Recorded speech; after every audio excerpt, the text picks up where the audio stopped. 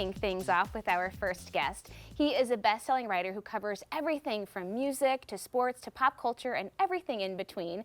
His latest book takes an obsessive look at America's obsessive love of football. From the perfect way to watch games to picking the greatest of all time, Chuck Klosterman breaks it all down in a way that only he can.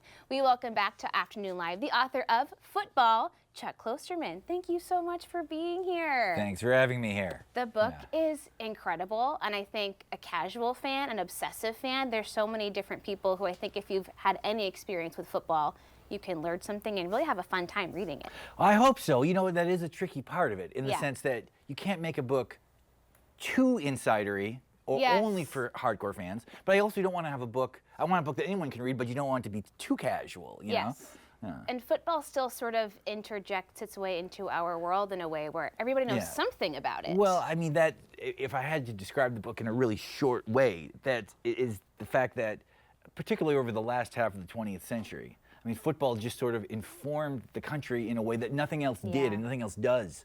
That even for someone who has almost an adversarial relationship to it, you can't escape it. Like they keep, you know, we always say that the monoculture is over, but like there's still football and there's still Taylor Swift, and even if you don't care, you're going to hear about these things. You have no choice. Yeah. But the premise of the introduction is that eventually football, as we know it, isn't going to exist as it does today, and it's sort of comforting that everything must end, but really bizarre to think about how popular it is right now. Well, it seems kind of counterintuitive to people, because they're almost like, well, it actually feels as though it will be more likely that football will swallow up every other sport, and that'll be the only thing we have left.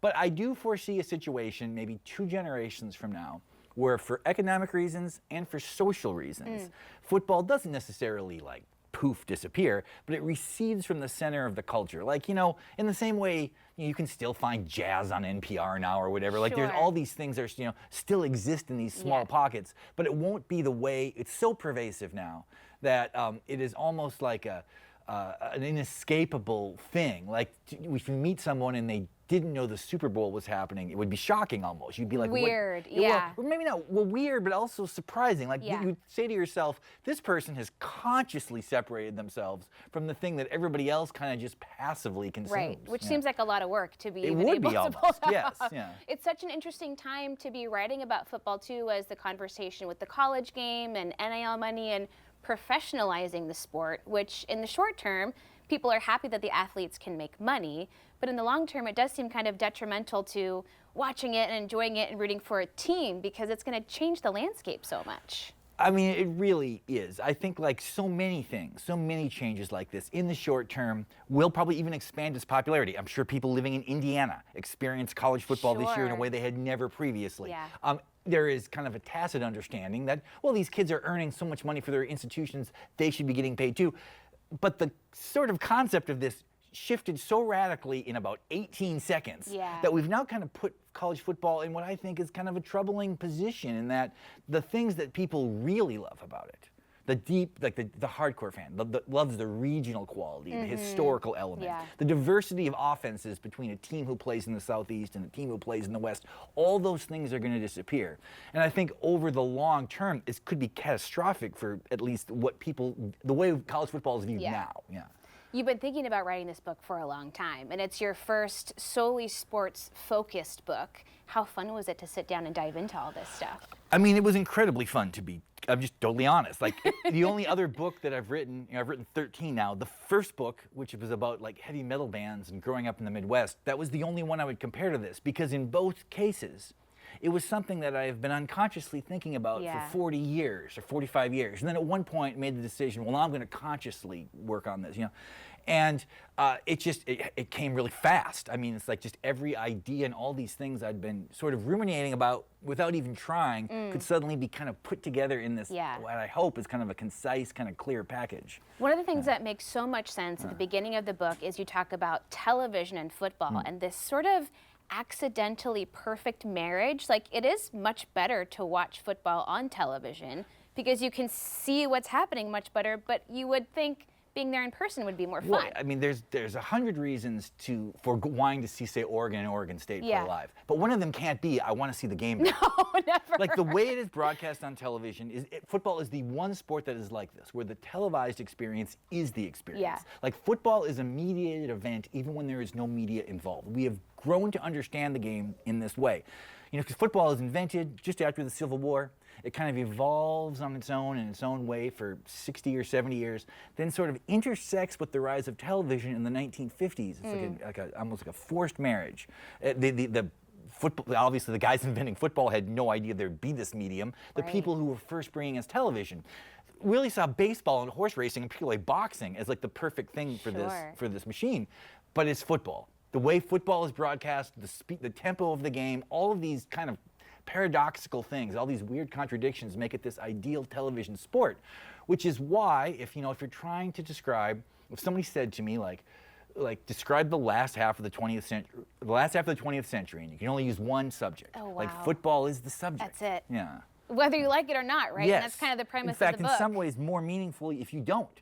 Because that sort of says that it's almost like an interior counterculture move. Yeah. That you're pushing back against something that I'm guessing to a lot of people, not to me, but to a lot of people, almost feels imposed upon them. Sure. What's it been like touring this book and having conversations with, I would imagine people love football and they read your book and they think, well, I never want it to go away. And you feel that way too, right? I mean, we love it so much we don't want to imagine it dying off, but. Well, okay, so tonight I'm doing the event at Powell's. Yes.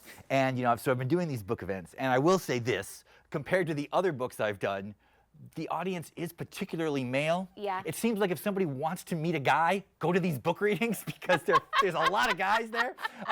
In fact, for the first time in my life also, I've had guys coming to these readings with their sons. And that has been an interesting thing because it's like they read my older books in college and now they have kids, so that's been, but it's been, the rollout of this book, or like however you want to look at it, has been extraordinarily positive. I mean, in some ways, it's almost disturbing. It almost reflects how much people love football and the idea of someone writing a book about it that takes it seriously and likes it. Like, isn't just someone to tell you you shouldn't love this. Like, I think people really like that, and I feel good about it. I mean, I didn't think that when I was writing it. Like, I didn't think to myself like it would be seen as sort of the counter argument to all the people. But that seems to be how some people perceive it, and I guess if that's the case, I guess I will just live with it. Yeah?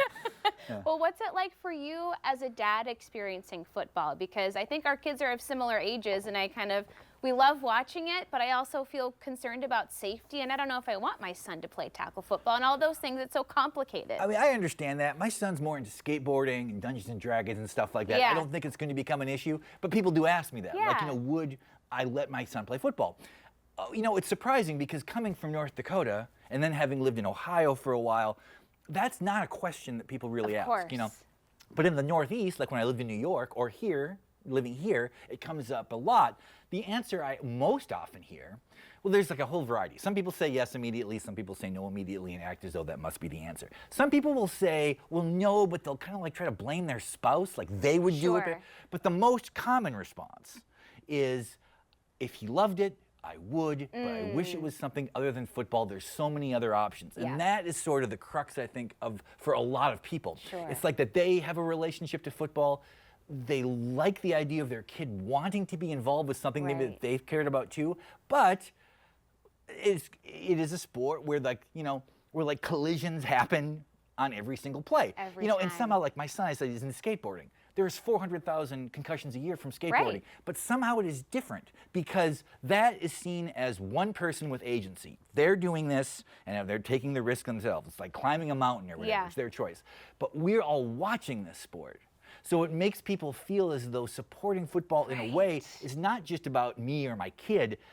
If I support this in a way, I am complicit in some kid in South Carolina dying from heat exhaustion during training in August or whatever. It does feel it's that way. A different thing. Its popularity is the thing that makes it complex. Yes. Well, and then over time, as parents do share these concerns and maybe fewer youth enroll in football, then we have less of a connection to it, and that could be one of the contributors of it dying off culturally. That's why I say 2 generations. It's not going to happen now. Right now, there isn't anything that's popular like this. And if football disappeared now, or it would be people would lose their mind. Yeah. They'd be like, what am I going to gamble on?